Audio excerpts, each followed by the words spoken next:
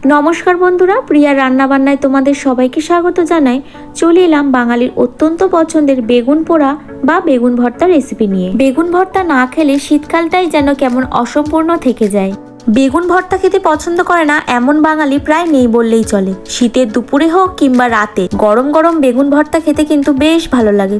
চলো তাহলে রেসিপিটি শুরু করি। এখানে আমি একটা বড় কাটা বেগুন নিয়েছি। বেগুনের কাটাগুলো এবার আমি ছুরি দিয়ে কেটে দেবো। এত বড় বেগুনে তো পোকা থাকতেই পারে। বেগুনে পোকা আছে কিভাবে বুঝবে? কিছুটা জলে বেগুনটা ডুবিয়ে রাখবে।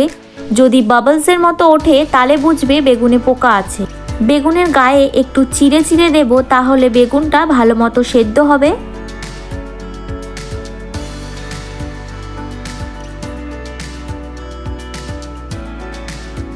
হাতে একটু সর্ষের তেল নিয়ে বেগুনের গায়ে খুব ভালোভাবে মাখিয়ে নেব।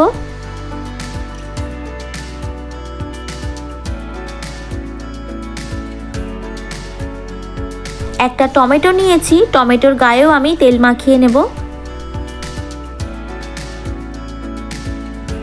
একটা রুটি সেঁকা জাল গ্যাসের মধ্যে বসিয়ে দিয়েছি। এবার বেগুনটা দিয়ে প্রথমে হাই ফ্লেমে পুরো বেগুনটা উল্টে পাল্টে ভালো করে পুড়িয়ে নেব।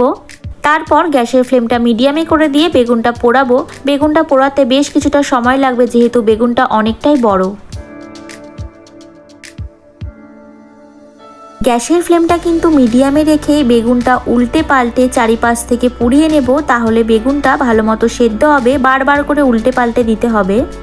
এর আগে বেগুন পোড়ার রেসিপি আমার চ্যানেলে শর্টসে আপলোড আছে, কিন্তু আজকের বেগুন ভর্তাটা একটু অন্যরকমভাবে করব, যেটা খেতে স্পাইসি অ্যান্ড মশলাদার হবে।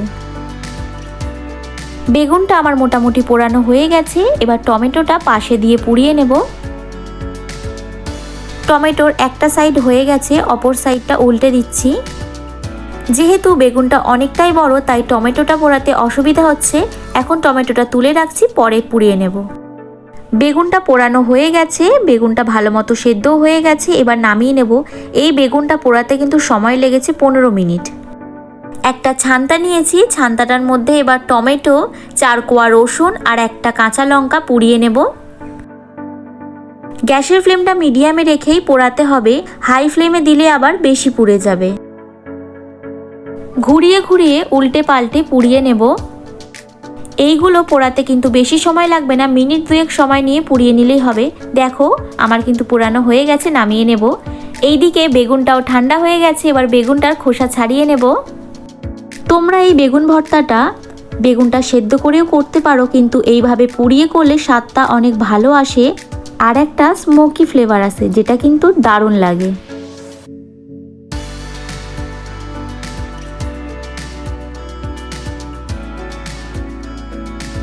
বেগুনের খোসাটা ছাড়িয়ে নিয়েছি, এবার বেগুনের ডাঁটাটা কেটে নেব। এবার বেগুনটা মেখে নেব।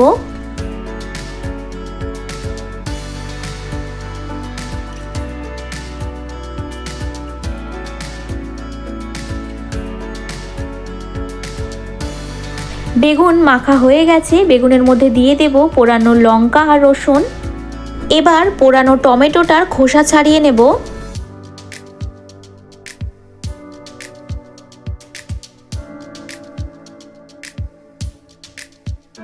বেগুনের সাথে টমেটোটা মেখে নেব। টমেটোটা কিন্তু খুব ভালো মতো সেদ্ধ হয়ে গেছে। রসুনটাও ভালো মতো সেদ্ধ হয়ে গেছে। এবার সবকিছু একসঙ্গে খুব ভালোভাবে মেখে নেব।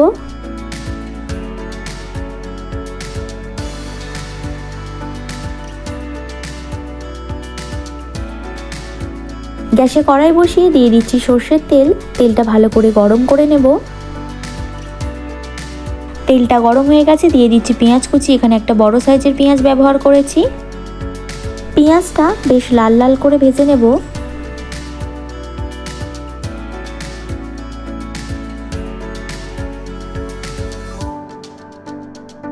দেখো পেঁয়াজটা বেশ লাল করে ভেজে নিয়েছি। এবার পেঁয়াজটা একটু সরিয়ে তেলের মধ্যে দিয়ে দেব রসুন কুচি।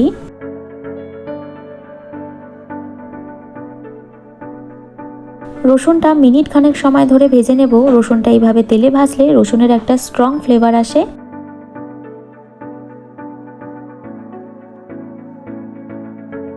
দিচ্ছি দিচ্ছি সামান্য হলুদ গুঁড়ো আর দিচ্ছি সামান্য লঙ্কার গুঁড়ো। এবার মশলাটা হালকা ভেজে নেব।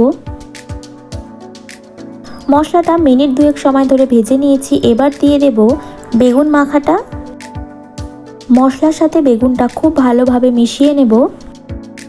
মিনিট 2 সময় ধরে একদম হাই ফ্লেমে বেগুনটা মশলার সাথে কষিয়ে নেব। বেগুন থেকে জল বেরোবে, তাই হাই ফ্লেমে দিলে জলটা তাড়াতাড়ি শুকিয়ে যাবে।